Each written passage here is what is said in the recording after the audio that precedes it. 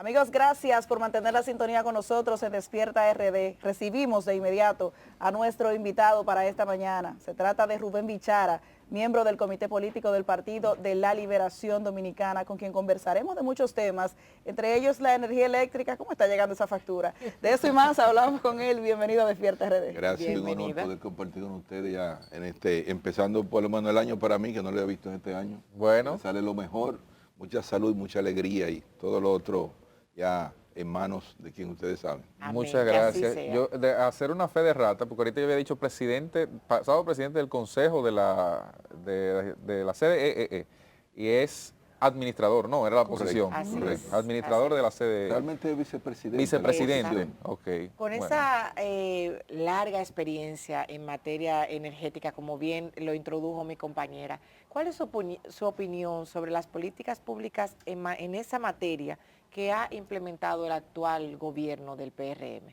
Mira, realmente todavía no se puede ver ningún tipo de realización de lo que este gobierno en el tema eléctrico. Realmente yo entiendo que una persona tiene que tener lo que le llaman sentido de justicia y tratar las cosas con la mayor claridad posible. Entonces hay que coincidir en que no hay una ejecutoria al momento y no estamos siendo injustos con esto. Realmente no ha habido una planificación que lleve a enfrentar lo que le tocó enfrentar a ellos. Yo he dicho que cada administración tiene sus propios retos. Entonces no es lo que tú escojas, es lo que te ha tocado. Y entonces a nosotros nos tocó lidiar con una situación donde la generación no era suficiente para abastecer la demanda. Y eso nos tocó a nosotros. ¿Cuál era la tarea? Lograr un plan donde el parque de generación se ampliara y se diversificara. ¿Dónde terminó ese plan? Terminó con proyectos como Punta Catalina, como 11 proyectos renovables, como la conversión a gas de toda la planta de la zona este. Y gracias a eso hoy tenemos un parque diversificado y suficiente para suplir a la población. O sea, ¿se puede caracterizar esos puntos que usted ha mencionado como los aportes del PLD en materia energética? Definitivamente, adicionamos más de 2.000 megavatios al sistema eléctrico nacional, a un buen precio, competitivo y un parque diversificado. ¿Cuál era el reto de esta administración? Primero, lidiar con una crisis de combustibles que fue devastadora, eso le tocó, ese era su reto, lidiar con una crisis de combustibles. Luego, la ola de calor que se dispara cada verano, eso es normal y rutinario en nuestro país. O sea, prepararse para todo eso. En el sector eléctrico, lo que no se inicia no se termina. Y el inicio es lo más rápido, terminar es lo complicado. Entonces, hay que ver hacia dónde vamos, porque hasta ahora mismo la gestión entiendo yo que no ha sido para nada favorable ni efectiva. Analícenme, Bichara, un decreto que el presidente emitió esta semana que plantea de alto interés nacional, alto interés del Estado, el desarrollo de obras de generación eléctrica en República Dominicana y de energía renovable.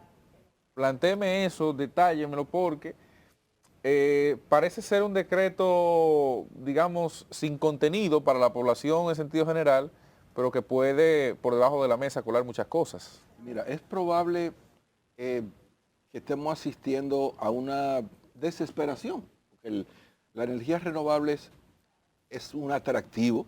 Creo que no hay nadie en este mundo que no pueda aquilatar el valor de un parque de generación en base a renovable, ¿verdad? A recursos naturales, que no esté quemando combustibles, haciendo emisiones al medio ambiente. Ahora, ¿qué significa un parque de renovables? Que tú tienes un respaldo similar en caso de que eso te falle. O sea, tú tienes que poner renovable en la medida que tengas energía tradicional. Hasta este momento. ¿Por qué? Porque tú no tienes cómo almacenar esa energía. Tú o la consumes o la pierdes. No es como una planta que tú dices, bueno, la prendo o la apago. La renovable tú no tienes dónde guardarla. Si el viento está dando energía o el sol, tú o la consumes o tienes que perderla, porque no tienes dónde guardarla. No hay una batería que tenga la capacidad de almacenar para una población, grande o pequeña. Tú tienes baterías que te pueden acumular, qué sé yo, lo que tiene un vehículo. Un mega, tú necesitas más de 200 baterías para guardarlo, un mega.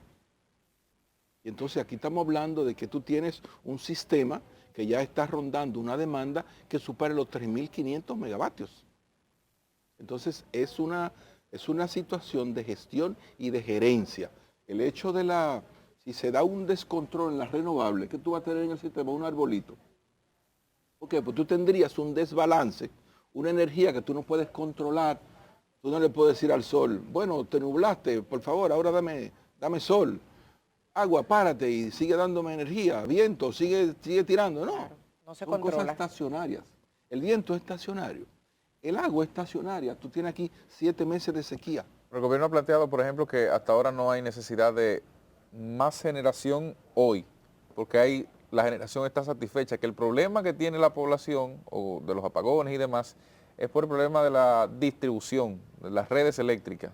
¿Es eso sí realmente? Bueno, nosotros tenemos ahora mismo teóricamente instalado más de 5.000 megavatios y la demanda está en 3.000 y pico. O sea, teóricamente tú podrías gestionar, pero eso significa gerencia, gestión, planificación.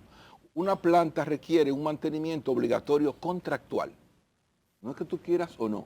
Es que si tú no le das mantenimiento a la planta, yo te quito el seguro que te tengo porque entonces no te voy a reponer el planta cuando la dañes. Tú estás obligado a dar mantenimiento. Tú estás obligado a prender o a pagar cierta cantidad de veces en el año esa máquina, para que el seguro te proteja. Entonces, todo eso se planifica. A usted le toca mantenimiento en marzo. ¿Con quién yo voy a sustituir esto que va a salir en marzo? Tú lo planificas.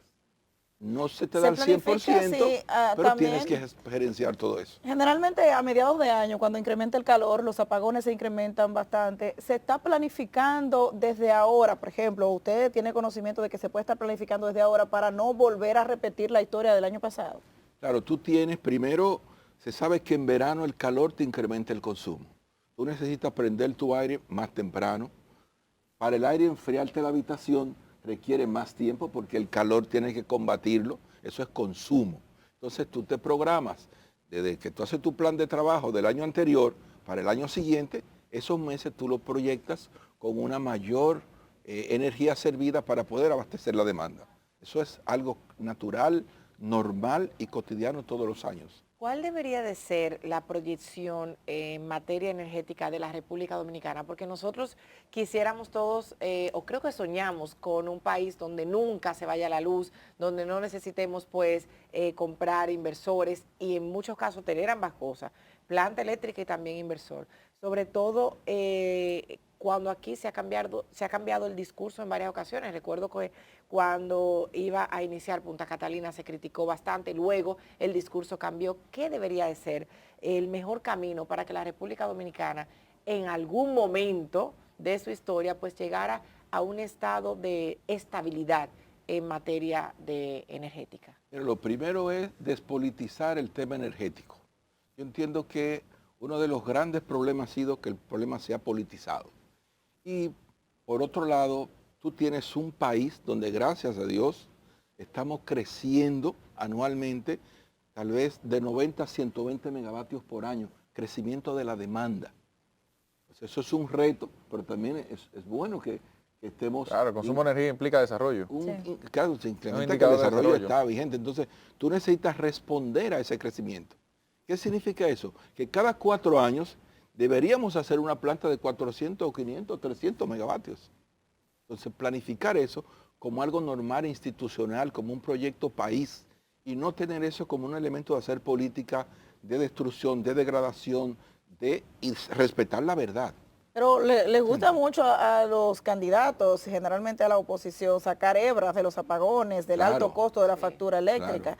Y a ese punto voy, ¿a qué se debe que de manera constante está incrementando la factura eléctrica cuando se suponía que tras firmarse el pacto eléctrico esto iba a ser de manera paulatina y gradual, no exorbitantemente como ha ocurrido? Porque es un tema, si tú gestionas eficientemente el sistema, eso implicaría necesariamente una política para abaratamiento de los costos. No es lo mismo producir con una planta. Vamos a suponer que tú contrataste un carrito para ponerlo a hacer Uber. Dice, bueno, tengo un carro que tiene un motor de 8 cilindros, consumiendo gasolina.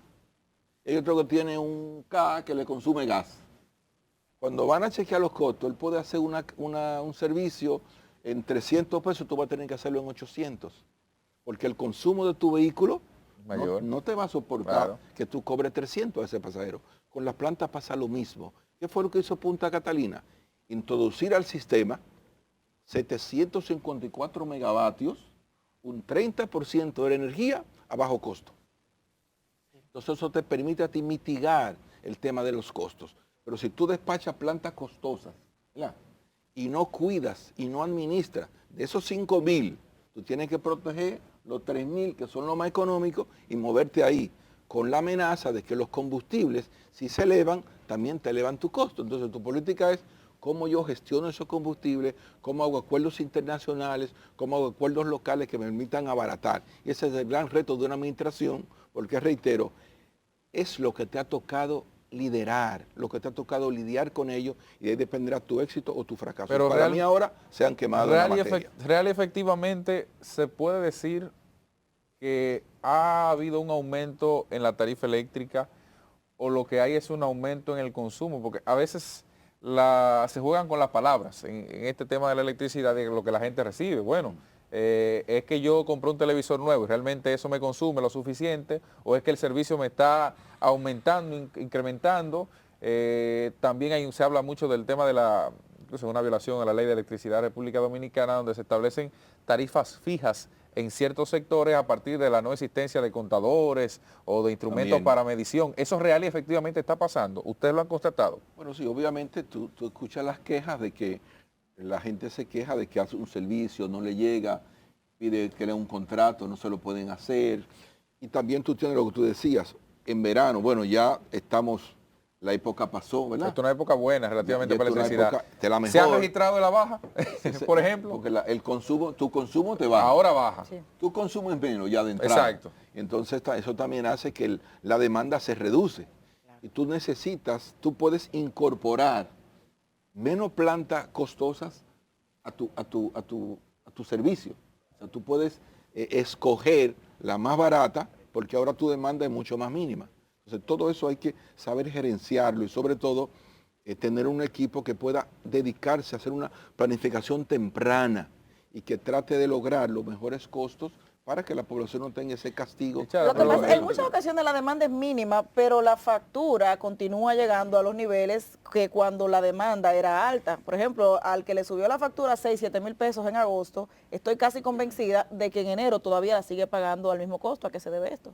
Bueno, a veces el sistema te hace te tira un precio medio. Por ejemplo, si tú tienes un consumo normalmente de 7 y de repente baja a 2, el sistema le da una alerta y te promedia. Pero eso es ilegal, ¿no? Eso Porque puede- se supone que uno paga el servicio consumido. Consumo, exacto. Todas esas cosas uno tiene que chequearlas para corregirlas. Sí. Pero yo entiendo que ahí, ya en esta época, el consumo baja. Es lo que debería suceder regularmente, porque tú estás menos vulnerable al tema del calor. Bichara, hay un registro de que se han incrementado las pérdidas en el sector eléctrico para el Estado Dominicano, y se ha incrementado de una forma abismal. Ha ido eso normalizándose, sobre todo desde la etapa de la pandemia hacia acá.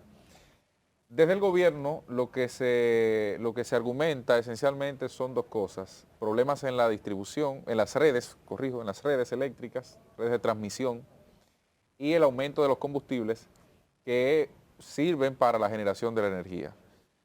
Desde otras aristas hay quienes plantean que en esencia lo que hay detrás de eso es una mala administración de la generación de electricidad y cómo le llega al usuario, y que incluso lo que se ha utilizado es la factura eléctrica incrementada para tratar de obtener mayor renta, y por eso con esos ingresos aplacar un poco las pérdidas, además de que las cobranzas han ido debilitándose, etcétera. ¿Qué es realmente, a partir de los análisis que ustedes tienen, lo que sucede en el sector energético, que el Estado ha tenido que sacar más del bolsillo para apaciguar ese problema? Mira, tú has tocado tal vez el único indicador que es válido para medir una gestión en este momento. Porque tú no tienes un problema del producto, tienes la energía, la tienes ahí, ¿verdad? ¿Qué es lo que te falta? Es la venta al detalle. Tú tienes una energía que la tienes ahí, entonces tú la detallas a cada hogar. ¿cómo tú colectas entonces eso que pusiste en esa casa? Eso es la gerencia. Mantenimiento a las redes, los sistemas de telemedición, el tema de la facturación, el tema de las brigadas, el mantenimiento a todo lo que es tu infraestructura de servicio. Esa es la verdadera gestión. Y las peleas se han disparado enormemente. O sea, hay lugares donde las peleas tienen un 50 y pico %, casi un 60%. Es decir, que de cada 100 cosas que tú colocas, 60 no le encuentra destino, ni a quién cobrárselo, ni nada. Todo eso se traduce en pérdidas y obviamente en subsidio. Y obviamente que por eso he dicho que cuando calificamos la gestión, está desastrosa. Porque a la pérdida de 27 que estaban, o 23, que estaban, ya están por encima de 40, 50. Es un desastre total. Hace unos años, alrededor del 2021-2022, hubo una persona, José Castillo, que escribió un artículo sobre usted, refiriéndose a su persona, Rubén Bichara, como el que más conoce al PLD de Juan Bosch.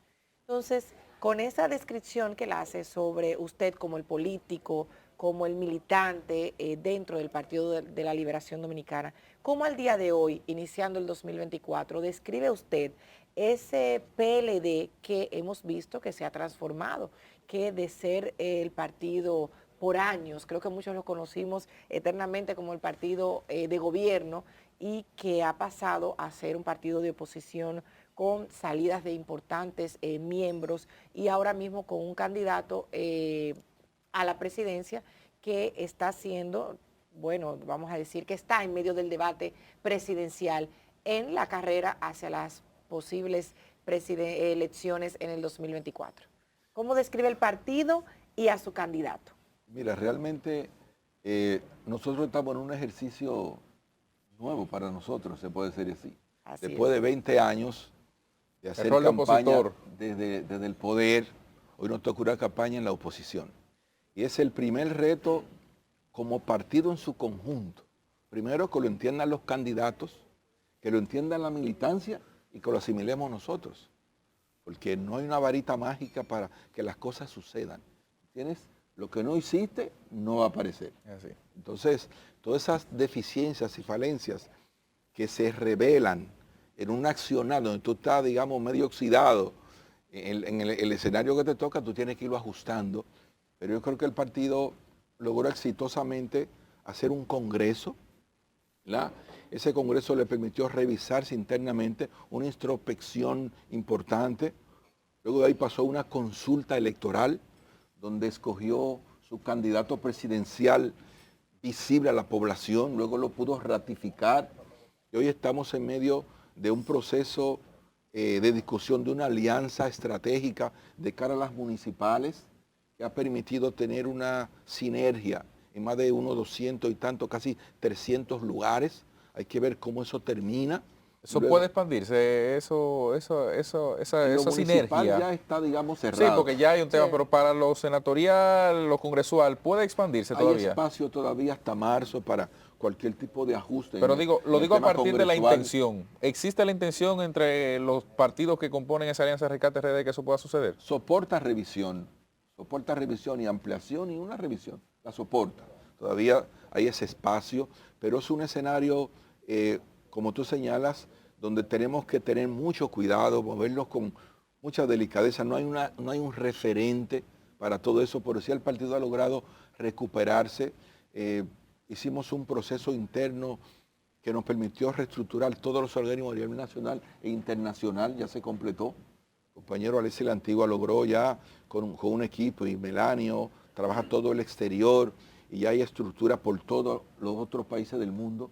Yo pienso que el partido está preparado para, primero, darle paso a lo que es una generación que debe ser la que continúe las tareas del partido. Y nuestro trabajo es justamente asegurar que ese relevo pueda tener una estructura donde pueda montarse y seguir dando al país por lo mejor de sí para que podamos seguir adelante. ¿Se ha discutido en ese...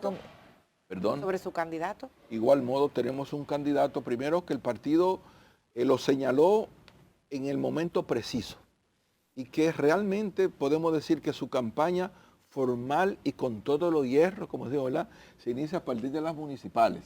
Las municipales van a demostrar realmente quién es el PLD a nivel de estructura nacional y capacidad de sus candidatos. ¿Se ha discutido en el comité político unificar la candidatura de la oposición en algún momento en el nivel presidencial, que se pongan de acuerdo para que antes de las elecciones presidenciales, si los números como que van cuadrando o no van cuadrando, según la visión de que cada uno tenga, puedan unificar y llevar un solo candidato? Nosotros a unanimidad estamos de acuerdo con que nos apoyen. Ok. ¿Y le dan los números para que sean ustedes los apoyados o para apoyar? A unanimidad estamos de acuerdo con que nos apoyen. Pero eso significa que se ha discutido de alguna forma, aunque sea para su lado.